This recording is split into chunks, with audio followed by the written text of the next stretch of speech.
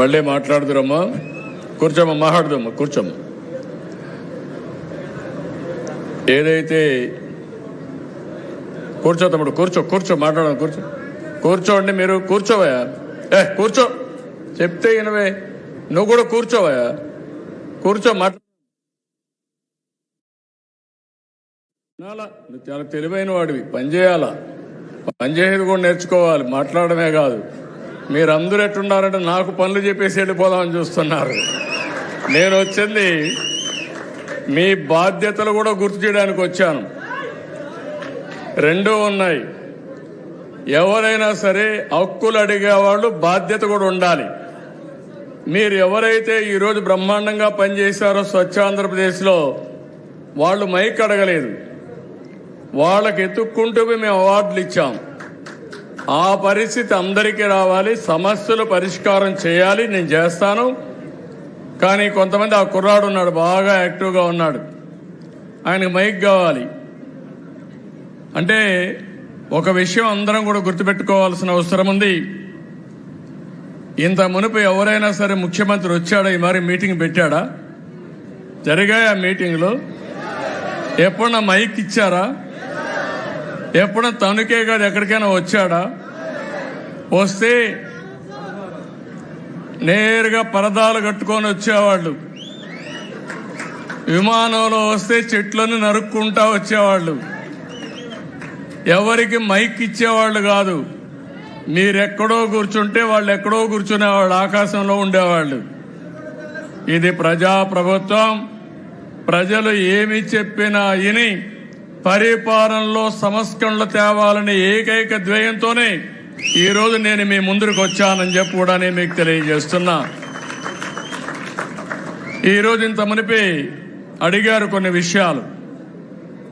మీరు కూడా ఆర్థిక పరిస్థితులు కూడా ఈ రాష్ట్రంలో ఎట్టున్నాయంటే 10 లక్షల కోట్ల రూపాయల అప్పు, దానికి వడ్డీ కట్టాలి, అప్పు తీర్చాలి, సంపాదించాలి, మీ కష్టాలు తీర్చాలి.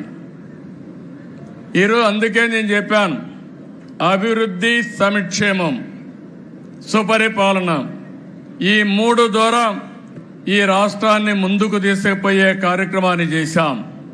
ఈరోజు మీరందరూ ఉన్నారు. నేను 4వసారి ముఖ్యమంత్రి. 4వసారి ఎప్పుడు కూడా నాకు ఇన్ని ఇబ్బందులు కనపడలేదు. నాకే వెసులుబాటు దారి కనపడడం లేదు. అంటే అంత రాష్ట్రాన్ని పూర్తిగా విధ్వంసం చేసే పరిస్థితికి వచ్చారు. ఆ రోజు ఈ రోజు చెప్తున్నాను, నేను ఈ రోజు ఆలోచిస్తాను, రేపు ఆలోచిస్తాను, ఎల్లుండి ఆలోచిస్తాను. ఇప్పుడే ఒక మిత్రుడు అన్నారు, 2004లో కానీ మీరందరూ ఓట్లేసి నన్ను గెలిపించుంటే ఈరోజు హైదరాబాద్, ఆంధ్రప్రదేశ్ ఎక్కడుందో మీరే ఒక్కసారి ఆలోచించుకోవాలి. 2019లో మళ్ళీ ఆ రోజు కూడా గెలిపించుంటే మళ్ళీ విభజన జరిగిన రాష్ట్రాన్ని మనం అగ్రస్థానంలోకి తీసుకుపోయేవాళ్ళం. అందులో కొన్ని తప్పులు నావి ఉన్నాయి. మీరు కూడా ఎక్కడికక్కడ ఓకే వేరే వాళ్ళు వస్తే ఏదో ఉద్ధరిస్తారనుకుంటారు. మళ్ళీ ఇదంతా కూడా చూస్తే వైకుంఠపాళి వారి పైకి ఎక్కడం, కిందన పడడం, మళ్ళా నేను పైకి తీసుకెళ్లడం, ఇది ఒక అలవాటుగా మారిపోయింది. ఈరోజు గుజరాత్ ఉంది, 20 సంవత్సరాలుగా ఒకే ప్రభుత్వం ఉంది. మోడీ గారు సీఎంగా ఉన్నారు. ఆయన కంటే ముందు కూడా గవర్నమెంట్ ఉంది. మళ్ళా ఆయన సీఎం కొనసాగాడు. ఇప్పుడు ఆయన పీఎం అయ్యాడు. ఆ రాష్ట్రంలో బీజేపీ గవర్నమెంటే ఉంది. దానివల్ల లాభం ఏంటని మీరు ఒక్కసారి ఆలోచిస్తే, ఎప్పుడైతే కంటిన్యూగా ఒక ప్రభుత్వం ఉంటే పనులు కూడా స్థిరత్వంగా జరుగుతాయి. దానివల్ల అభివృద్ధి కూడా సుస్థిరంగా ఉంటుంది. ఈ విషయం మనందరం గుర్తుపెట్టుకోవాల్సిన అవసరం ఉంది. నేను ఇక్కడ ఎవరికి సమస్యలు లేవన్నాం, చాలా సమస్యలు ఉన్నాయి. ఆ సమస్యలన్నీ కూడా మీరు చూస్తే ఈరోజు ఈ మీటింగ్ ద్వారా చెప్తున్నాను, ఈ ప్రభుత్వం నేను వస్తానే పేదల పింఛన్లు 3,000 నుంచి 4,000 పెంచాను. ఆ 3,000 కూడా ఎవరిచ్చారు? 200 నుంచి ఒకేసారి 2,000 రూపాయలు చేసింది నేనే చేశాను.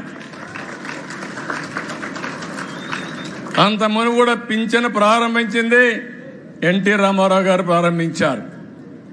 ఈరోజు 4,000 రూపాయలు పింఛన్ చేసి పింఛను ఏప్రిల్ నుంచి ఇస్తానని ఏప్రిల్ నెల నుంచే మీకు పింఛన్ ఇచ్చిన ఏకైక ప్రభుత్వం ఈ ప్రభుత్వం. మీకు ఒక్కరికే కాదు, ఇప్పుడే ఇక్కడ దివ్యాంగులు ఉన్నారు. 3,000 నుంచి 6,000 పెంచాను. 500 నుంచి 3,000 చేసింది నేనే చేశాను. ఇప్పుడు 3,000 నుంచి 6,000 చేశాను. ఇప్పుడే ఇంకో పక్క ఎవరైతే కిడ్నీ పేషెంట్లు కానీ ఇలాంటి వాళ్ళు ఉంటే వాళ్ళకి 10,000 ఇచ్చాం. కొంతమంది ఇంట్లో లేక బెడ్కే పరిమితం అయిపోతే అలాంటి వాళ్ళని మానవతా దృక్పథంతో చేయడానికి 15,000 రూపాయలు ఇస్తున్నాం. ఒక్క పింఛన్లోనే 33,000 కోట్ల రూపాయలు ప్రభుత్వానికి సంవత్సరానికి అవుతుంది. ఈ విషయం మీరు అందరూ గుర్తుపెట్టుకోవాల్సిన అవసరం ఉంది. ఏదేమైనా నేను మేమందరికీ హామీ ఇస్తున్నా, ఈ మీటింగ్ కూడా మనం వచ్చింది స్వచ్ఛ ఆంధ్రప్రదేశ్కి వచ్చాం. ఎవరైతే కాగితాలు ఉన్నాయో అవన్నీ తీసుకుంటా సానుకూలంగా మీ సమస్యలు పరిష్కారం చేయడానికి నేను అన్ని విధాలా ప్రయత్నం చేస్తానని వారందరికీ హామీ ఇస్తున్నా.